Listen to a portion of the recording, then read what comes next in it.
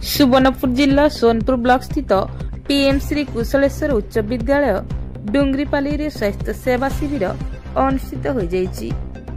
प्रधान शिक्षक बाबूलाल साहू तत्वावधान में कार्यक्रम आयोजित होइतिला।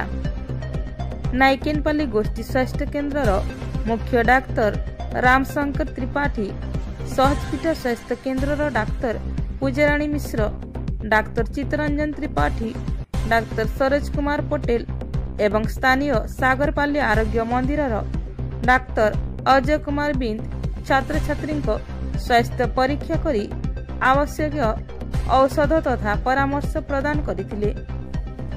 विज्ञान शिक्षक चकानयन मेहर, नंदिनी महाना, स्नेहलता खेती, संजय कुमार प्रधान, एकादश वर्गे जयनारायण मिश्र, निवेदिता मिश्र, नर्मदा पात्र, चौधरी विभार प्रमुख कार्यक्रम को संयोजना करथिले।